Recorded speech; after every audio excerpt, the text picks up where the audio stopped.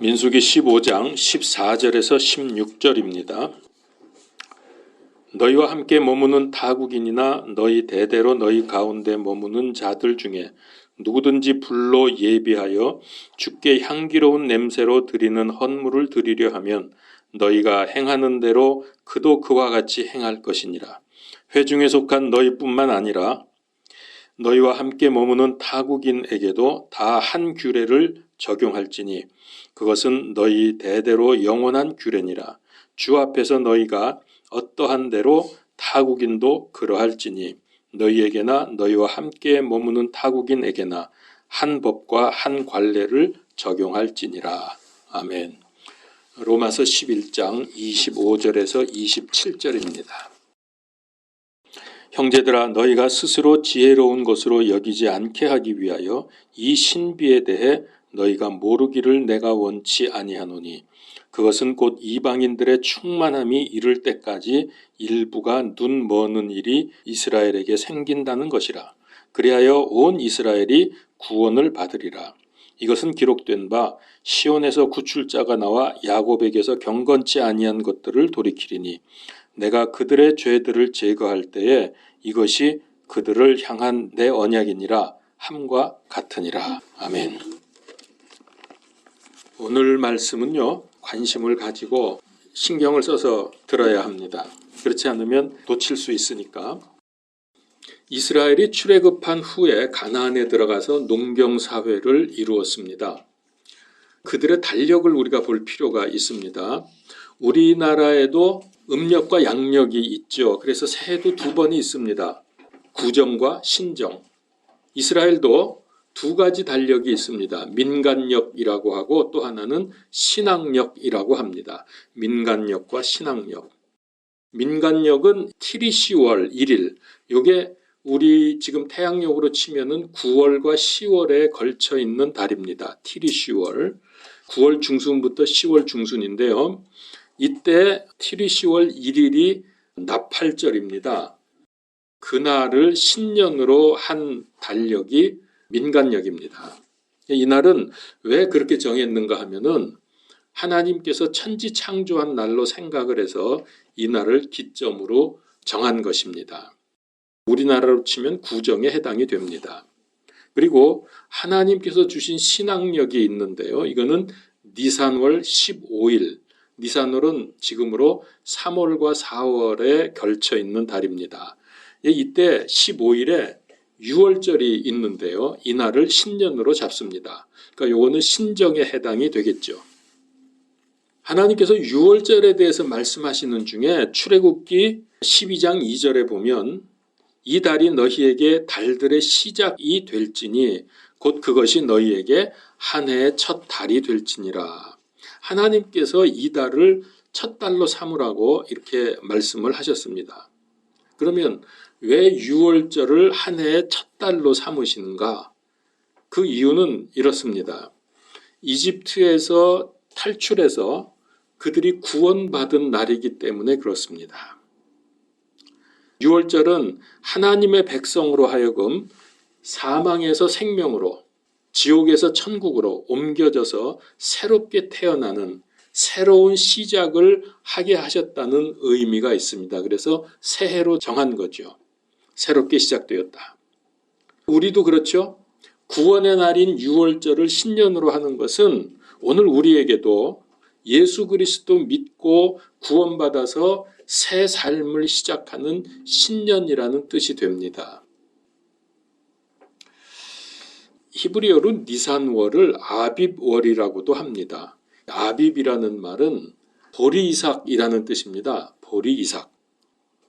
근데 이제 현대 히브리어에서는 이게 의미가 좀 바뀌었어요. 그래서 보리이삭이 패는 계절인 봄이라는 뜻으로 의미가 살짝 바뀌었습니다. 봄이라는 뜻이 되었다고요.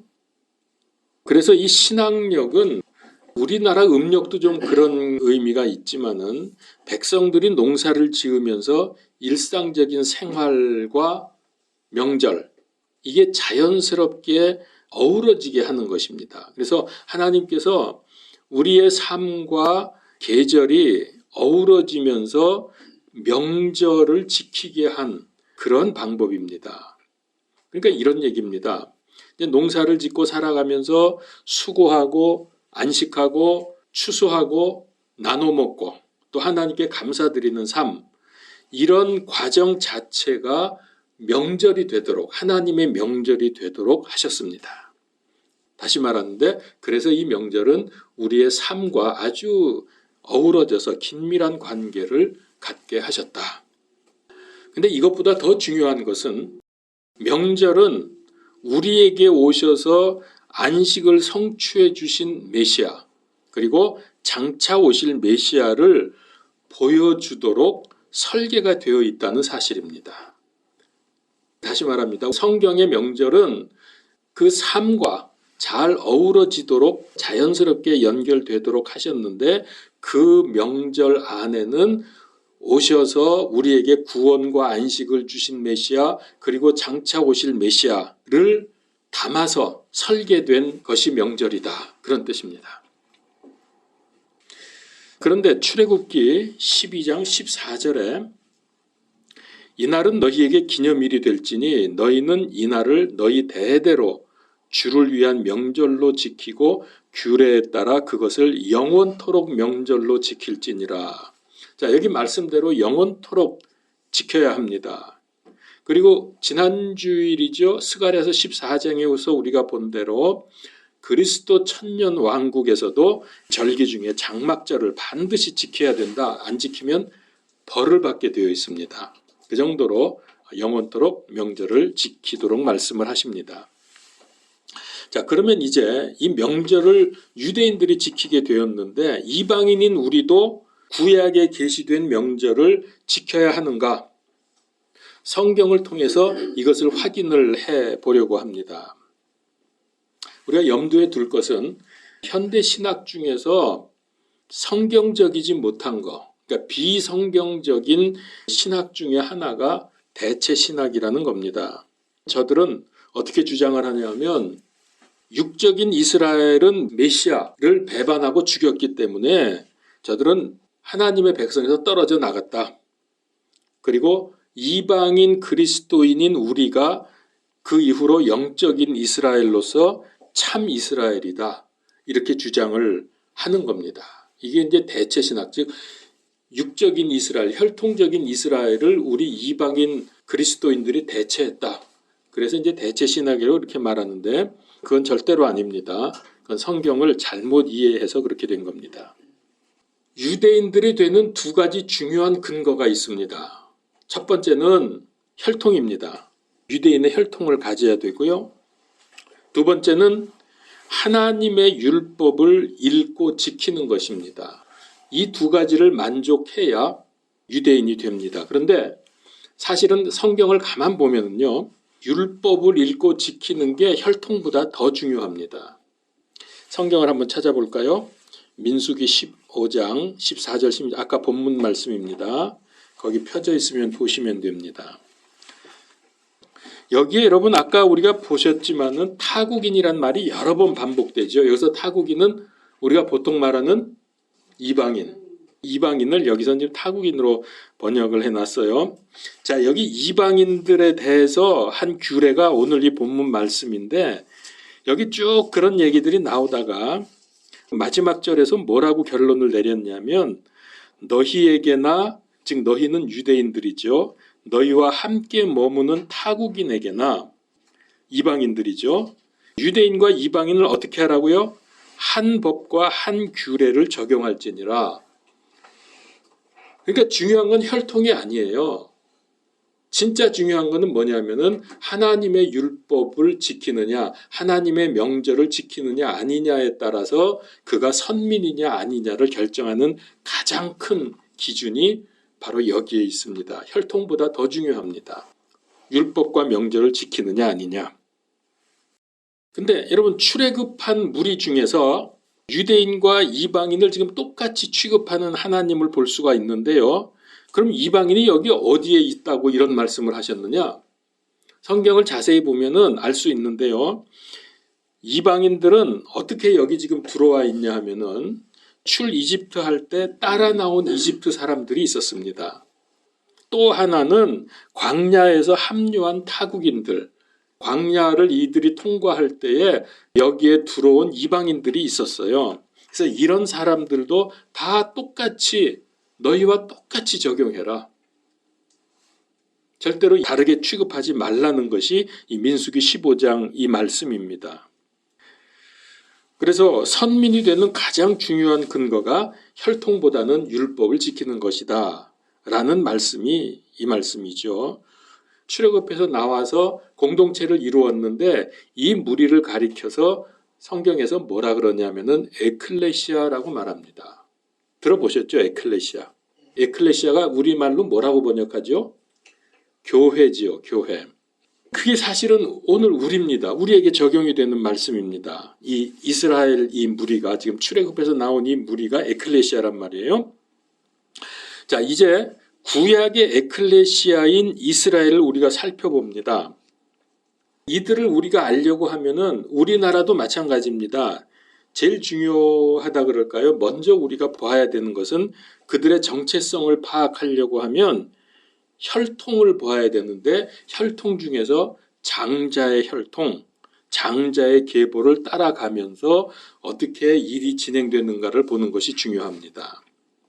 자, 이제 정신 차려서 잘 들으셔야 돼요. 성경을 자세히 보면은 아브라함이 선택을 처음에 받았죠.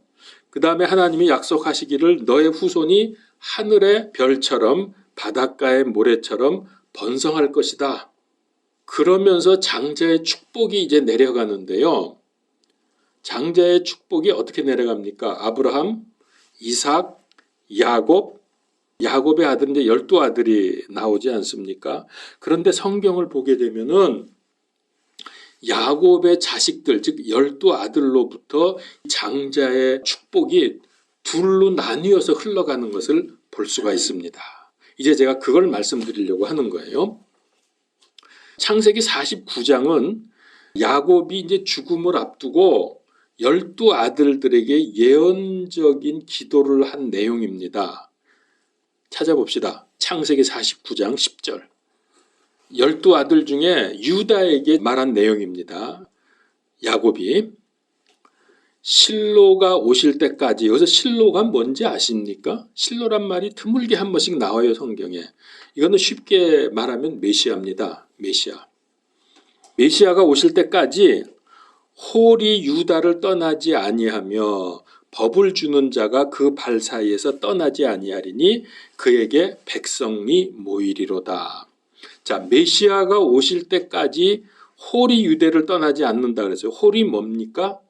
홀이라고 하는 것은 지팡인데 왕의 지팡입니다. 지팡이 끝에 용이나 어떤 그 사자 얼굴을 새겨 놓은 그런 무시무시한 지팡이 있잖아요. 그 이제 왕이 갖고 있는 걸 홀이라고 말하는데, 그래서 이것은 왕권을 의미하는 단어입니다. 홀, 왕권. 그 홀이 왕권이 유다를 떠나지 아니한다 그랬어요. 그리고 법을 주는 자가 그의 발 사이에서 떠나지 아니한다. 이 법은 뭡니까? 요거는 제사장권, 율법을 지키고 가르치고 행하는 제사장권을 말합니다. 이 법은. 그래서 왕권도 유다 지파를 떠나지 아니할 것이고 제사장권도 법을 수호하고 지키는 이것도, 율법을 지켜나가는 이것도 떠나지 않을 것이다. 굉장한 축복이죠. 그래서 이 말씀대로 메시아가 12지파 중에서 어느 지파에서 태어나셨습니까? 예수님께서 유다 지파에서 태어났잖아요. 그래서 메시아가 유다 혈통을 통해서 온다는 장자의 축복입니다.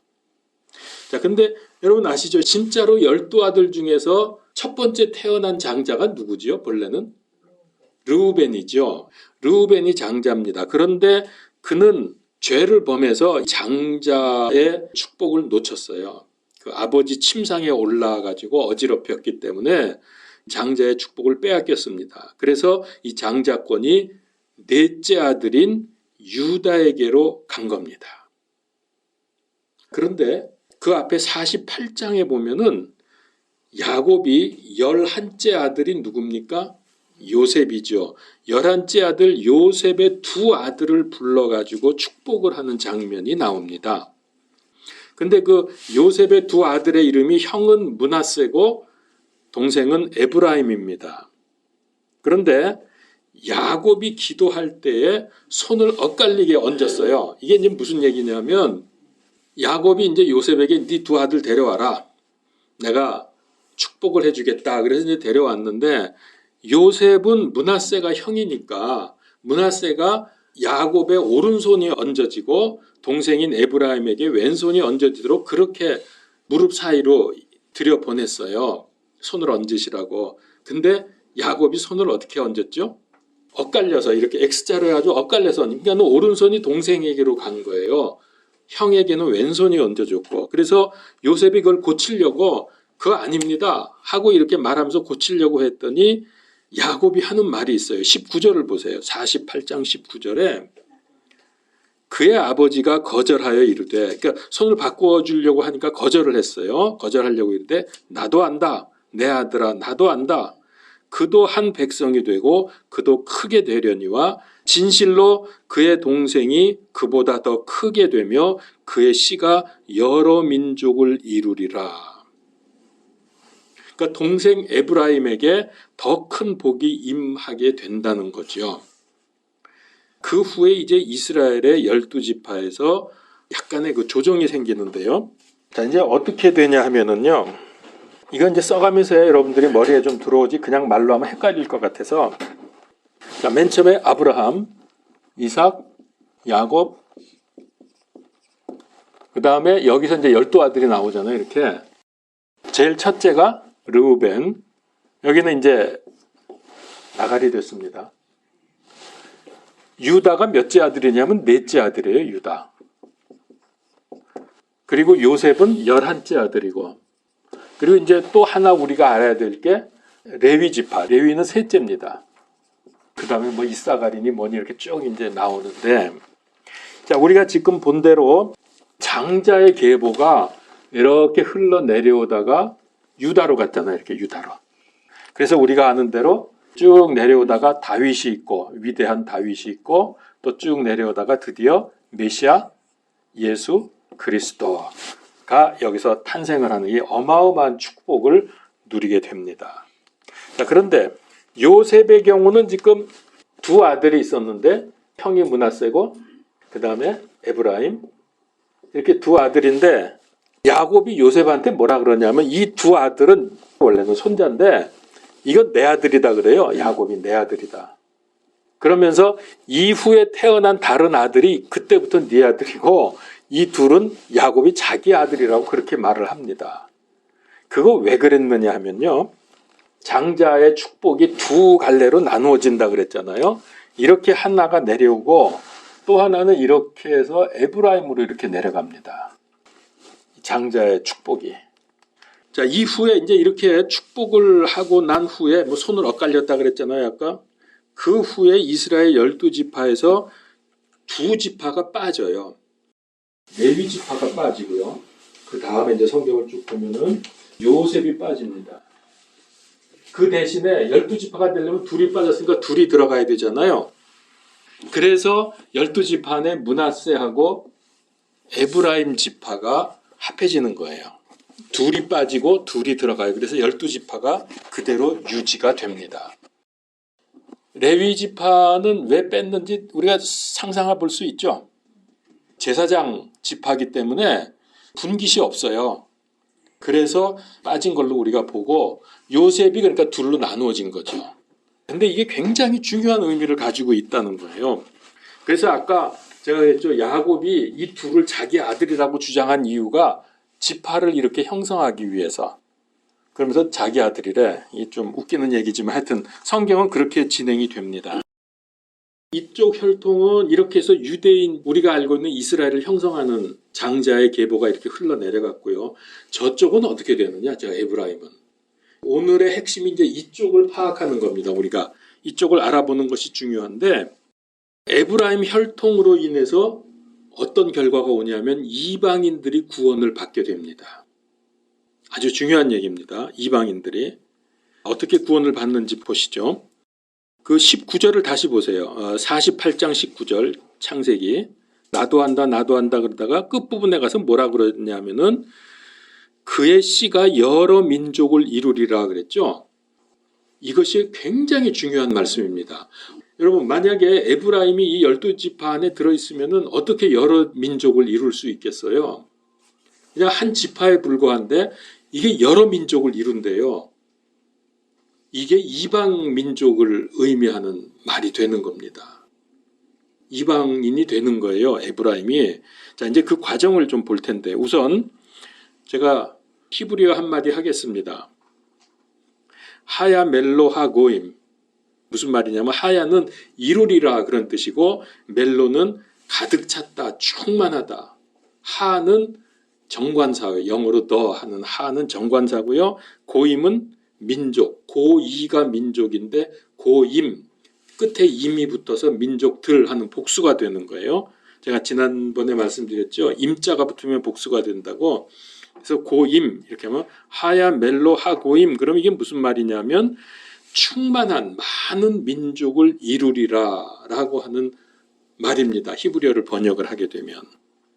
자, 근데 이 말씀이요. 제가 왜 굳이 히브리어를 얘기했냐면은 이 똑같은 말씀이 신약에 나온다는 거예요. 신약에 어디 나오냐면 오늘 본문 말씀 로마서 11장 25절에서 27절입니다. 25절을 보죠. 형제들아 너희가 스스로 지혜로운 것으로 여기지 않게 하기 위하여 이 신비에 대해 너희가 모르기를 내가 원치 아니하노니 그것은 뭡니까? 그 다음에 곧 이방인들의 충만함이 이를 때까지 일부가 눈머는 일이 이스라엘에게 생긴다는 것이라. 자, 이방인들의 충만함이 이른다 그랬죠.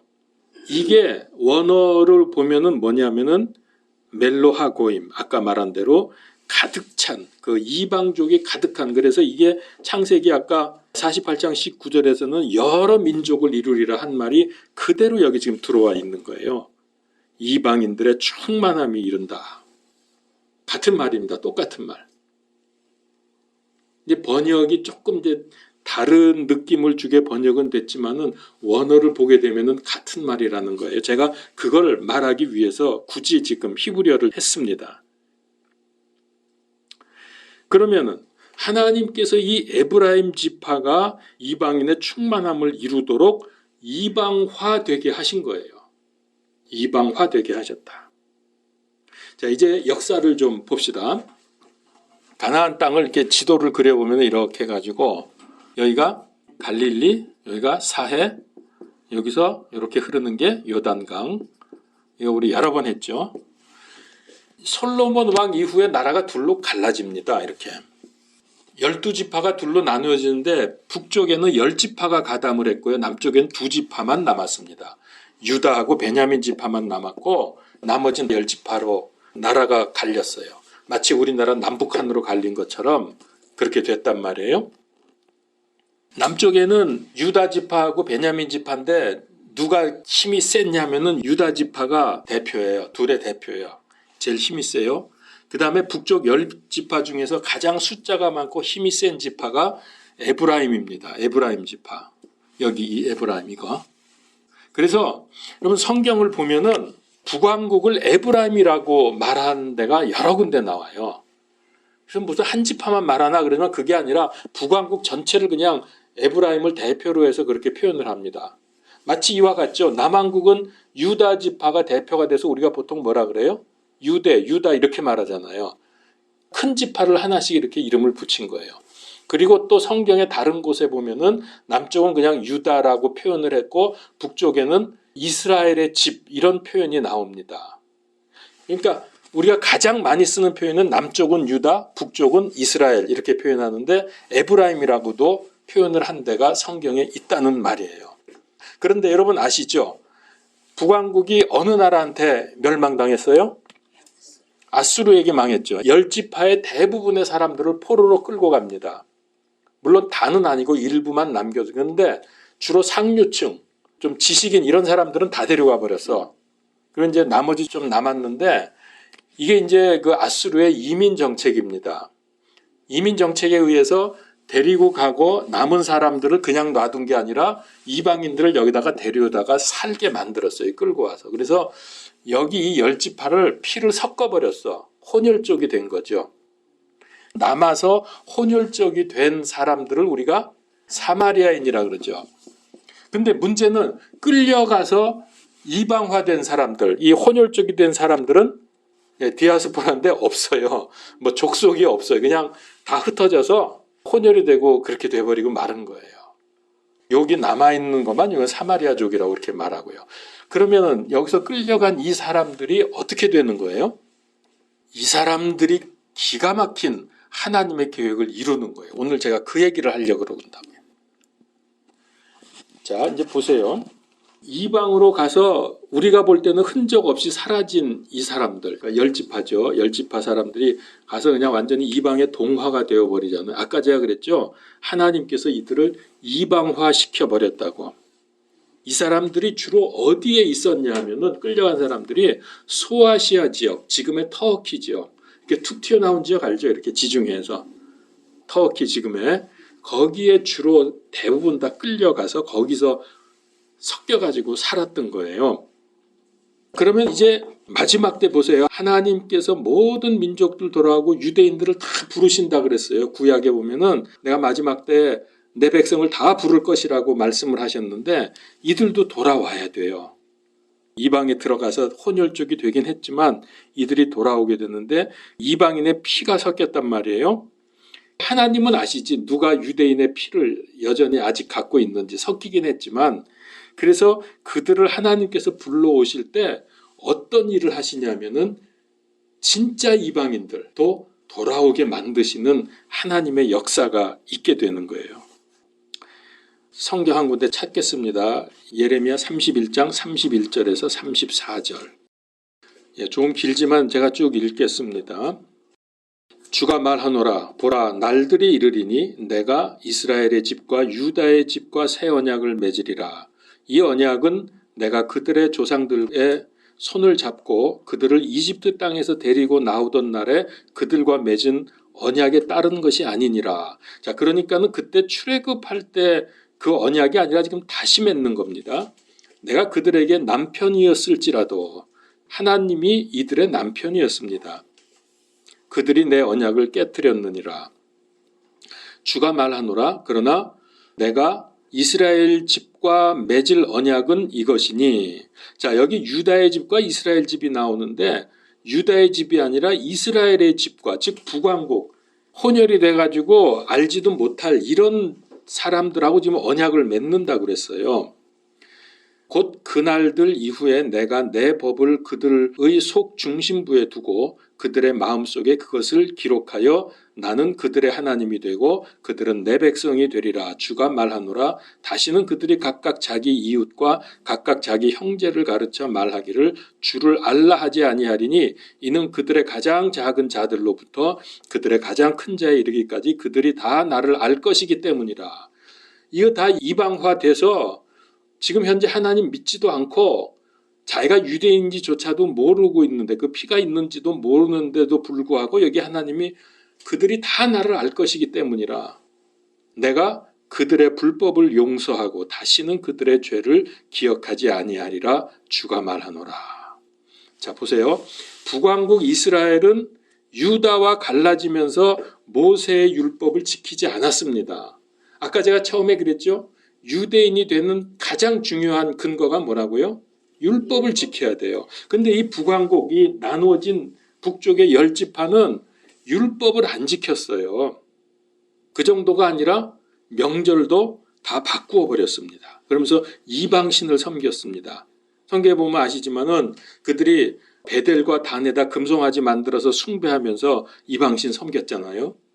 그래서 하나님의 구원 계획과 시간표를 모르게 된 겁니다. 제가 계속 강조해 온 게 뭐죠? 명절을 알아야 하나님의 시간표를 안다 그랬죠? 근데 이걸 다 모르게 됐어요. 이거 다 안 지키니까. 그러면 어떤 결과가 옵니까? 그렇게 함으로 해서 로마서 11장에 나오는 말씀대로 원가지에서 잘려져 나갑니다. 그렇게 해서 이방의 많은 민족들이 됩니다. 아까 창세기 48장에서 봤죠? 에브라임 지파가 많은 민족을 이룬다 그랬죠? 바로 이겁니다. 이방의 많은 민족이 되어서 이제 이방의 충만함을 이루게 됩니다. 로마서 본 대로 이방의 충만함이 이룰 때까지 이스라엘이 눈머는 일이 생길 것이다 그랬죠. 그 충만함을 이루는 핵심이 누구라고요? 흩어진 북왕국 에브라임 지파를 중심으로 한 이 북왕국 사람들이 이방의 충만함을 이루어 갈 것입니다. 자, 그래서 지금 우리가 예레미야 31장을 본 대로 이 말씀에서 하나님께서 남왕국 유다가 아니라 북왕국 이스라엘 집과 언약을 맺은다고 했어요. 왜냐하면은 남왕국 유다는 둘로 나라가 나뉜 뒤에도 율법과 명절을 지켰습니다. 그래서 믿음을 잘 유지했기 때문에 바벨론의 포로로 잡혀가서 70년 동안 있다가 돌아온 다음에도 그들은 성전을 다시 지었고 율법과 명절을 지켰습니다. 그래서 유다는 감람나무 원 가지에서 잘려나가지 않았습니다. 문제는 북왕국 이스라엘 10지파인데 이들도 아브라함 때부터 택함을 받았기 때문에 반드시 회복이 될 겁니다. 언제 회복이 될까요? 메시아가 다시 오셔. 예, 마지막 때입니다. 아까 읽었잖아요. 그들을 내가 반드시 불러오는데 그들이 나를 다 알 거라 그랬어요. 마지막 때에 이들이 회복이 됩니다. 예수님께서 재림이 임박한 때 성령님을 부어주셔서 다시 원줄기로 접붙임을 받게 됩니다. 이거 아시죠? 가지에서 잘려나갔다 붙였다 이렇게 하는 거. 어떻게 해서 그게 가능하냐? 요엘서 2장 28절에서 32절에 보면은 그 뒤에 내가 내 영을 모든 육체 위에 부어주리니 너희의 아들 딸들은 예언하며 너희 늙은이들은 꿈을 꾸고 너희 젊은이들은 환상들을 보리라. 또 그날들에 내가 내 영을 남종과 여종들 위에 부어주며 하늘들과 땅에서 이적들을 보이리니 곧 피와 불과 연기와 기둥들이로다. 크고 두려운 주의 날이 이르기 전에 해가 변하여 어둠이 되고 달이 변하여 피가 되려니와 누구든지 주의 이름을 부르는 자는 구출을 받으리니. 자, 여기 중요합니다. 주가 말한 대로 시온산과 예루살렘에 구출이 있으며 또 주가 부를 남은 자들에게도 구출이 있으리라. 시온과 예루살렘에 구출이 있다. 유대인들이 현재 이스라엘에 모여있는 유대인들이 구원을 받습니다. 근데 그 정도가 아니라 또 주가 부를 남은 자들, 이게 누굽니까? 흩어져서 이방화된 북왕국 사람들, 그들에게도 구출이 있으리라. 어떻게 해서 이게 가능해진다고요? 이런 일이? 성령님을 부어주심으로. 제가 그랬잖아요. 마지막 때 주님 재림하시기 전에 분명히 한번 하나님께서 복음의 역사가 확 일어나도록 선교의 문, 전도의 문을 열어주실 거라고. 그게 우리나라 윤석열 대통령이 당선되고 이제 미국에서 다음에 트럼프가 될지 누굴지 모르지만 하여튼 당선이 되면서 복음의 역사가 전 세계적으로 일어날 거라고 저는 그렇게 소망을 하고 있습니다. 분명히 이 말씀이 요엘서의 말씀이 그렇게 성취될 거라고. 그래서 성령님을 부어주셔서 사람들이 믿음을 갖게 됨으로 해서 잘려나갔던 그들이 원줄기에 접붙여진다는 거죠. 이게 마지막 때 일입니다. 그러면서 이들도 돌아오고 이방인들도 다 그 안에서 함께 이들과 접붙여져서 하나님께로 돌아온다는 거예요. 이 역사를 지금 기대하고 있는 겁니다. 에브라임 지파가 이방으로 흩어져서 이방화된 것을 예수님 당시의 유대인들도 알고 있었어요. 예수님이 활동하셨잖아요. 그때 이들이 이렇게 다 이방에 나가서 이방화됐다는 걸 알고 있었어요. 그들이 몰랐던 게 아닙니다. 아까 말씀드린 대로 그들은 주로 어디에 살았다고요? 흩어져서 주로 산 데가 소아시아 지역, 이방 터키 지역에 살고 있었습니다. 찬송하리로다 주의 이름으로 오시는 이유 하는 것도 그들이 하는 거예요? 누가 가르쳐주지 않아도? 그렇겠죠. 그건 맨 마지막 때 일이죠. 주님 오시기 바로 직전에 그 말을 듣고 우리 주님이 오시죠. 성경을 한 구절 찾습니다. 요한복음서 7장 33절에서 36절. 여러분 성경 알아가는 게 이게 굉장히 재밌는 일입니다. 이제 이 말씀을 우리가 잘 이해할 수가 있게 돼요. 7장 33절에서 36절. 그때 예수님께서 그들에게 이르시되 내가 너희와 함께 조금 더 있다가 그 뒤에 나를 보내신 분에게로 가리라. 너희가 나를 찾아도 만나지 못할 것이요 내가 있는 곳에 오지도 못하리라 하시니 그때 유대인들이 자기들끼리 이르되 그가 어디로 가기에 우리가 그를 만나지 못하리요 그가 이방인들 가운데 흩어져 사는 자들에게로 가서 이방인들을 가르칠 터인가. 그가 말한 것 즉 너희가 나를 찾아도 만나지 못할 것이요 내가 있는 곳에 오지도 못하리라 한 이것은 무슨 말이냐 하더라. 여러분 이 말씀 그동안 읽으면서 어떻게 이해하셨는지 모르는데 자 여기 보니까 가나안 땅에 남아있는 유대인들이 자기들끼리 그랬는데 도대체 이게 무슨 말이냐. 그가 이방인들 가운데 흩어져서 사는 자들에게 가서 이방인들을 가르칠 터인가. 이 이방인이 누굴까요? 감 잡히시죠 이제? 예, 맞습니다. 흩어진 열지파, 내 이방화된 열지파 사람들, 그들에게 가서 가르치려고 그러나 그러니까 이 유대인들은요 예수님이 이때만 해도 이방의 구원을 선포하다는 건 뭐 이방인들에 가서 뭐 사역한다 이런 건 꿈도 못 꿨어요. 그러니까 너희들이 난 못 만난다 그러니까 이방으로 가기는 가되 그 사람들 북이스라엘 사람들이 이방화돼서 살고 있는 그곳에 가서 복음을 전하려고 하는가 이렇게 지금 추측을 하는 거죠. 예수님이 이렇게 말씀하신 적이 있어요. 마태복음 10장 5절에서 7절에 보면은 예수님께서 이 12를 내보내시며 그들에게 명령하여 이르시되 너희는 이방인들의 길로도 가지 말고 사마리아 사람들의 어떤 도시로도 들어가지 말며 오직 이스라엘 집에 잃어버린 양들에게로 가라. 너희는 가면서 선포하여 이르되 하늘의 왕국이 가까이 왔느니라 하라. 다른 데 가지 말고 이스라엘의 잃어버린 양들에게로 가라. 아니 이스라엘의 잃어버린 양은 또 누구예요? 이게 아직 율법도 모르고 명절도 안 지키고 하나님을 떠난 북이스라엘 사람들, 그래서 이들이 이방 지역에 가서 이방화된 이 사람들을 가리켜서 한 말씀이에요. 이스라엘의 잃어버린 양들. 예수님은 그들에게 지대한 관심을 갖고 있습니다. 다른 데 가지 말고 글로 가라는 거예요. 그러니까 잃어버린 열지파는 이방의 충만함이 이르게 되면 그들을 불러서 구원받게 하실 것입니다. 이들은 아수르의 포로로 잡혀갔죠. 그리고 이방 지역에서 이방화되었지만은 반드시 하나님께서 다시 불러 돌아와서 접붙이시겠다고 성경에서 말씀하셨죠. 회복이 된다는 겁니다. 바로 이것이 예수님이 오신 이유 중에 하나입니다.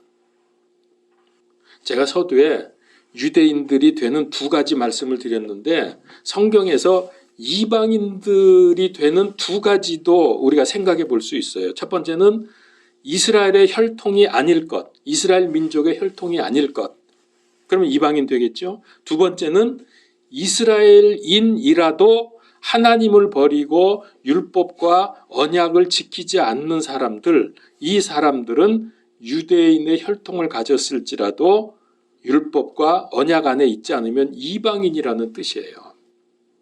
북왕국 이스라엘의 열지파가 하나님을 떠나서 율법을 지키지 않았기 때문에 여러분 하나님의 심판을 받고 저주를 받았습니다. 그래서 세계로 흩어져 버렸습니다. 아까 제가 말씀드렸죠.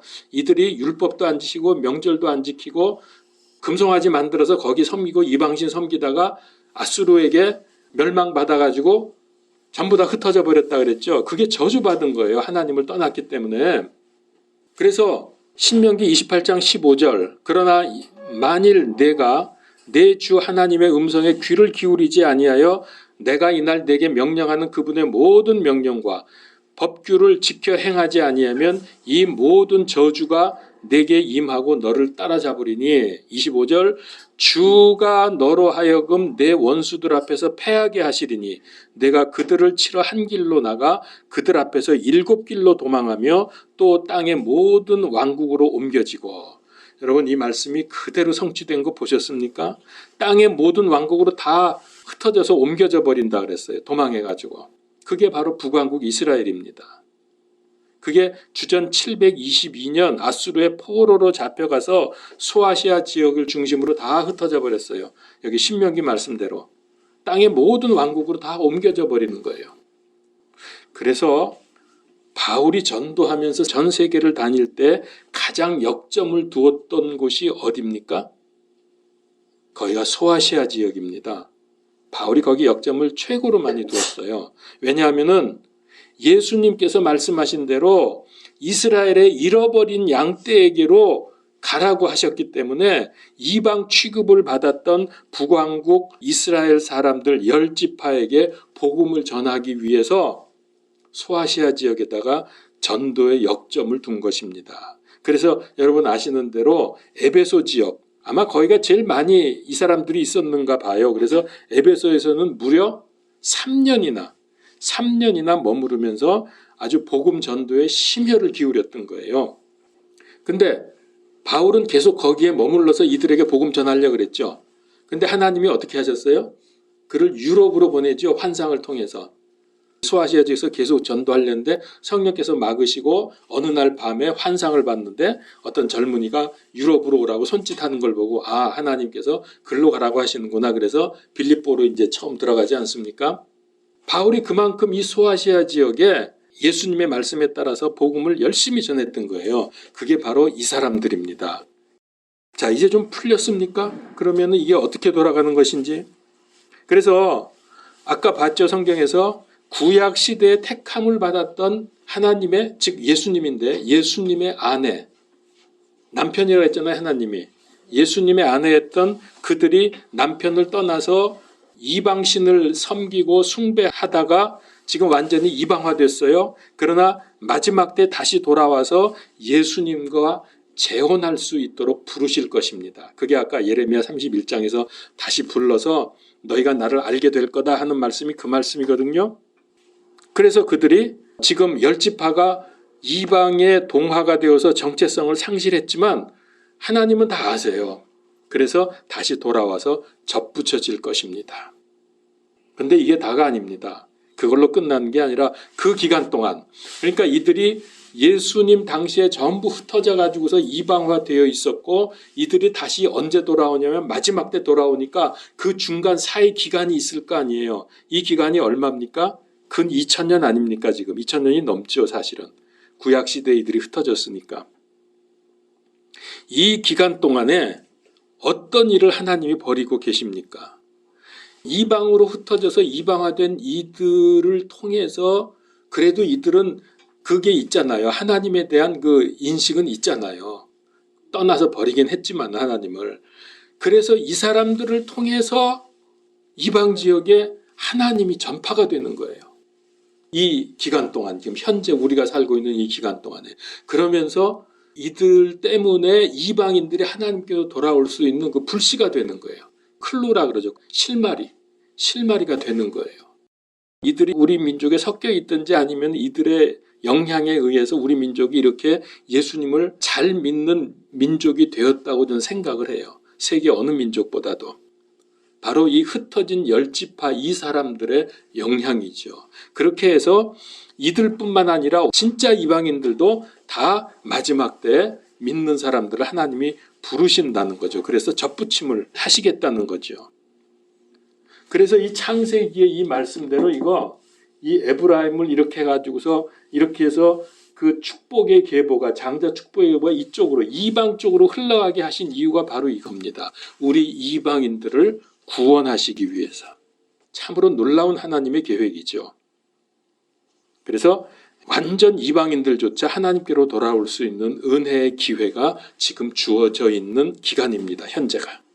그렇게 해서 하나님께로 다시 접붙여진 사람들이 누구예요? 그게 우리예요. 우리란 말이에요. 정리합니다. 이것이 이방인이 충만함이 이르기까지 저들이 눈머는 일이 생긴다고 했는데 그게 이 말씀입니다. 그때까지 유대인들하고 흩어진 이들이 아직은 눈이 멀어 있어요. 그러나 그 속에 하나님을 믿는 하나님의 선민의 DNA가 있단 말이에요. 그걸로 인해서 우리가 이렇게 믿음을 갖게 된 거예요. 이들의 영향력에 의해서. 그러나 마지막 때는 이들도 다 부르실 것입니다. 자, 이거를 성경에서는 신비라고 말씀하셨죠. 아까 로마서 11장 25절에 보면 이게 신비라 그랬어요. 이렇게 이방이 충만하게 되고 주께로 돌아오는, 그리고 그때까지 유대인들이 이스라엘이 눈 머는 이거를 신비라고 표현을 하셨단 말이에요. 정말 신비 아닙니까? 자, 마지막 한 구절만 찾고 말씀을 마치겠습니다. 에베소서 2장 13절에서 15절. 한때 멀리 떨어져 있던 너희가 이제는 그리스도 예수 안에서 그리스도의 피로 가까워졌느니라. 이게 바로 여러 민족을 이룬 북열지파에 의해서 가능해진 겁니다. 물론 예수님이 하신 일이지만 그분은 우리의 화평이시니라. 그분께서 둘을 하나로 만드사 우리 사이의 중간 분리벽을 허무시고 원수되게 하는 것, 즉 규례들의 수록된 명령들의 율법을 자기 육체로 없애셨으니 이것은 이 둘을 자기 안에서 하나의 새 사람으로 만들므로 화평을 이루려 하시며. 그렇습니다. 이제 유대인과 이방인의 벽이 없어졌습니다. 그리스도 안에서 한 새 사람이 됐어요. 새로운 사람. 그래서 아까 우리 민수기의 본문 말씀대로 출애굽한 유대인들이나 이방인들도 똑같이 그 율법을 적용하라고 하신 이유가 그거예요. 다 하나가 될 것을 미리 예언적으로 알려주신 것이죠. 혈통적 이방인이라 할지라도 접붙임을 받았기 때문에 우리도 참 이스라엘이 되었습니다. 우리는 믿음으로 선택받은 이스라엘입니다. 저들은 혈통으로 선택받은 이스라엘이지만은 우리는 믿음으로 선택받은 이스라엘이에요. 우리는 이제 선민으로서 겸손한 자부심을 갖고 이 신비, 구원의 복음에 대한 신비, 이것을 온 세상에 전파해야 될 의무가 있습니다. 그 사명이 우리에게 있습니다. 그래서 제가 이거를 열심히 설명을 드린 거예요. 우리도 참 이스라엘이다. 우리도 이스라엘이기 때문에 세계 살릴 의무가 있다. 복음 전파하시는데 온 힘을 기울이는 인생이 되시기를 축원합니다. 기도하겠습니다. 하나님, 성경 안에서 얼마나 하나님의 놀라우신 계획들이 수천 년 전부터 창조 때부터 모든 것이 계획되어 있고 그것이 그대로 하나님의 카이로스의 시간에 따라서 하나하나 진행되어 가는지 우리가 보고 믿고 하나님께 영광을 돌립니다. 이제 주님, 우리도 참 이스라엘로서 접붙임을 받았사오니 사명을 가지고 세상 살리는 하나님의 복음의 일꾼들이 되게 하여 주옵소서. 이 일에 열심을 내고 우리의 남은 생애를 바치는 삶이 되게 하여 주시옵소서. 예수 그리스도 이름으로 기도하옵나이다. 아멘.